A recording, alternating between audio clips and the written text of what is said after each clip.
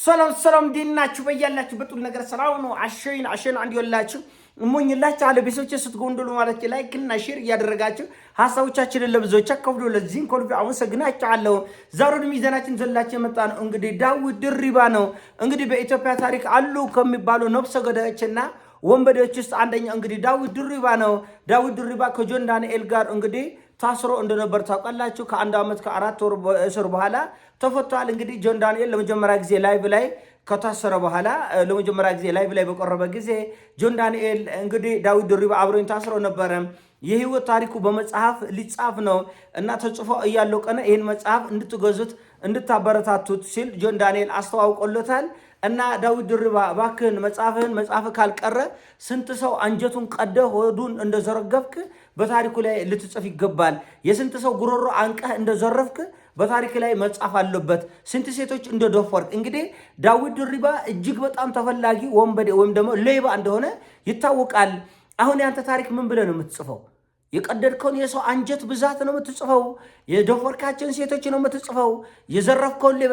እኔ ደግሞ የሚገርመው በድፍረት ወጥቶ ከሚዲያ ላይ እኔ እኮ 7 ቦታ ላይ በጥይት ተመትቼ አለ ራሱ ዳዊት ድሪባ ጆን ዳንኤል ላይቭ ላይ ቀርቦ ተርፍ ያለ።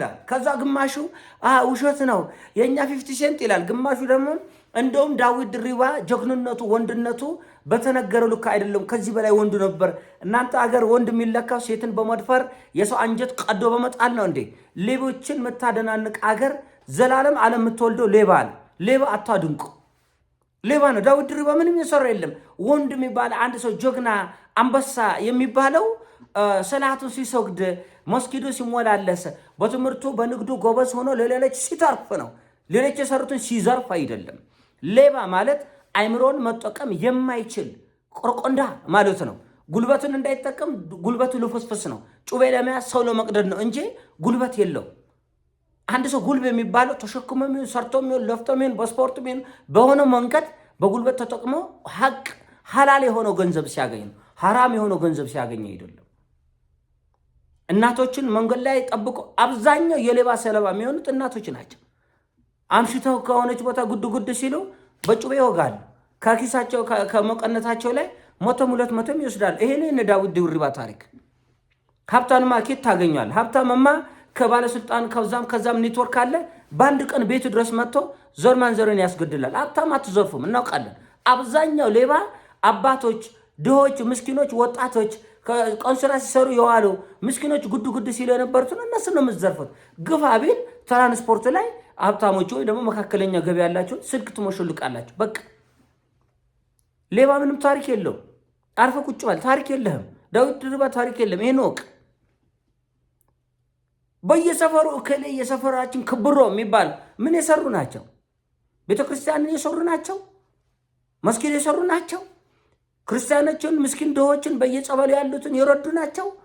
በየመስጊዱ ያሉትን የረዱ ናቸው።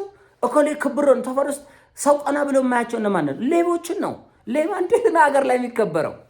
ሌባ እንኳንስ ቤተሰቡ አንገት ሊደፋ ይገባል። ሌባ ታሪክ የለውም። አናነብም። ይሄን መጻፋት አናነብም። በእርግጥ ማአት ሌባ ስላለ ይገዛ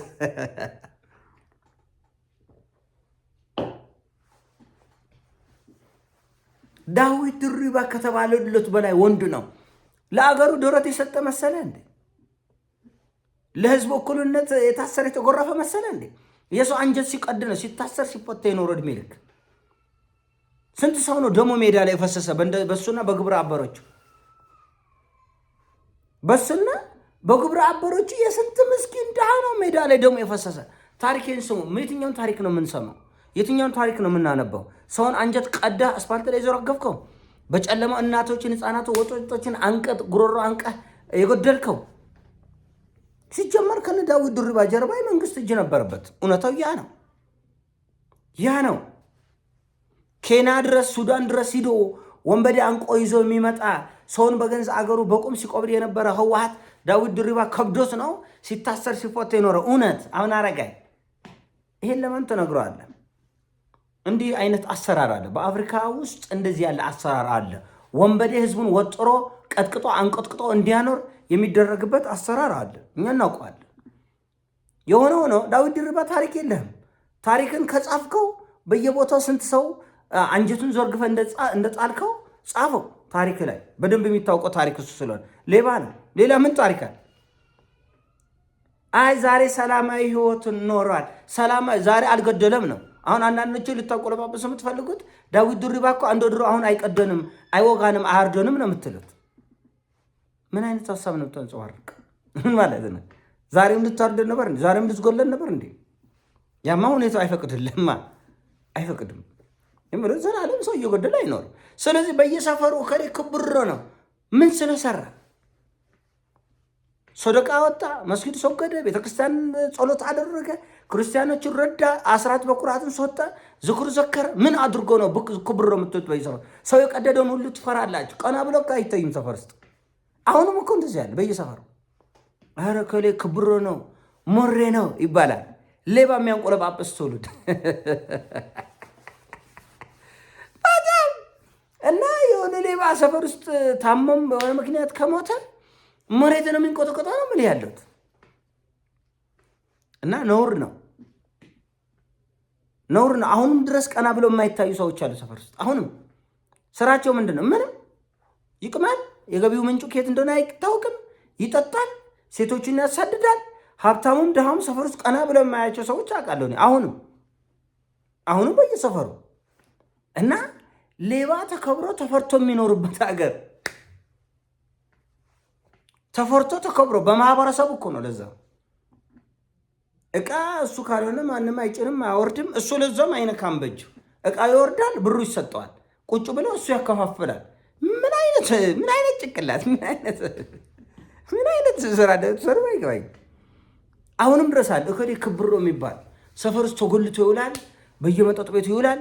ስራ አይታወቅም። ስራው ሌቦችን ያሰማራል፣ ሌቦቹን ብር ይቀበላል። አሁንም አሉ እንደዚህ አይነት። ከዛ ክብሮ ነው። ለእኔ ግን ክብሮ የምለው ተምሮ ሰርቶ ለፍቶ ወጥቶ ወርዶ ነግዶ በርግዶ ባገኘው ተርፍ መስጊድ ሲያግዝ፣ ምስኪኖችን ሰደቃ ሲያወላ፣ ቤተክርስቲያን ሲያግዝ፣ ምስኪኖችን ዝኩር ሲያበላ፣ ካለው ሲያካፍል ክብሮ እልሃለሁ። ጭንቅላትህ ትምህርት አቅቶት ሰውነትህ ስፖርት ከብዶት ወይ በስፖርት ተሰማርተህ በጡንቻ የሆነ ነገር አላመጣህም ወይ በትምህርት አላመጣህም፣ ጨለማ ትጠብቃለህ። ምስኪኖች ወደ ቤታቸው ጉድ ጉድ ሲሉ ስለተሰካለህ ትዘርፋለህ። 10 100 200 ትዘርፋለህ። ስልክ ትቀበላለህ፣ ትነጥቃለህ። ከዛ ከሌ ክብሮ እኮ ነው ይባላል። ምን አባ ሰርተ ነው የምትከበረው? ምን አባ ሰርተ ነው? እከክን በጩቤ ነው የምታራግፈው? የሰው ደም በማፍሰስ ነው የምታራግፈው? እከሌ ክብር ነው። ክብር አይደለም። ታሪክ የለህም። ይህን ወቅ እንዳትጽፈው፣ ከጻፍከው እንዳታወጣው። ከጻፍከው ካወጣው ደግሞ ስንት ሰው አካል ጉዳተኛ እንደደረክ ጻፈው። የስንት ሰው አንጀት ዘርግፈ እንደጣልክ ጻፈው። ፖሊስ የሚያሳድድህ እኮ መስጊድ ስትሰግድ አይደለም፣ ቤተክርስቲያን ስትሄድ አይደለም፣ ቸርች ስትሄድ አይደለም። ስንቱ ጊዜ ታስሮ ተፈታ ይሄ ሰውዬ። ታሪኩን ስሙ፣ ከብዙ ሰዎች ስሙ። ማዕት ሰው ነው ደግሞ የፈሰሰ በሱ እጅ። እና አንዱ ምን አይነት የተወሻቀጠ ጊዜ፣ ምን አይነት የተወሻቀጠ ጊዜ ነው። ምን አይነት የተወሻቀጡ ጊዜ ነው። ሰው እፍረት የለውም እኮ ያደረገውን ካደረገ በኋላ እንደ ጀብዱ መጥቶ ይነግራል። ጀብዱ ነው እንደ የሰራው 7 ቦታ በጥይት የተበሳው እኮ ለኢትዮጵያ ለዳር ድንበራ እኮ አይደለም። 7 ቦታ በጥይት የተበሳው ድሆችን ገለ አንጀታቸውን ዘርግፈ ስትሸሽ ድጋሜ ያን ስታርግ እንኳን ዳዊት ድሪባን የሚያክል ትልቅ በአገሩ የታወቀ ሌባ ቆርቶ ትንንሽ በየመንደሩ ያሉ ሌቦች የስንት ሰው አንጀት ዘርግፈው እንደጣሉኝ እናውቃለን። ትንንሽ ሌቦች እኮ በየሰፈሩ ያሉ መሸት ሲል የሰርጀሪ ምላጭ ሰው እኮ ነው የሚሄዱት። ሰውን በታት ነው የሚጥለው። እና ይፋረዳቸዋል፣ ፈጣሪም ይፋረዳቸዋል። የሰው ደም የሰው እንባ አይለቃችሁምና ለታሪክ የምትነግሩት ለትውልድ የምትነግረው ነገር የለም። በአደባባይ በ7 ቦታ በጥይት ተሞትቻል። ይሄን ያህል ሌባ ስትፈለግ የነበረው ስንት ሰው ደም አፍስሰህ ነው? የስንት ሰው አንጀት ተዘርግፏል ሜዳ ላይ። የስንት ሰው አይን አጥፍተሃል። በስለት አይን ያጠፋል እኮ። ዳዊት ድሪባ ከሚባልለት በላይ ወንድ ነው። አንዳንዶቹ አናምንም ውሸት ነው ምናምን ሲሉ ከሚባሉለት በላይ ወንድ ነው። ምኑ ላይ ነው ወንድነት? የሰው አንጀት ስለዘረገፈ ቀዶ ስለጣለ። ስለዚህ የምናፍርበት ነገር እንፈርበት። አንዳንዱ ነገር በልክ ሲሆን ጥሩ ነው የሚል አሳባስባል። ይሄን ያሳብ ነው። አሳብ ሲሞቻችሁ ላይ ቀርብ ሼር አድርገው ወይ ያላችሁበት ይሞቻችሁ። እወዳችኋለሁ። ፒስ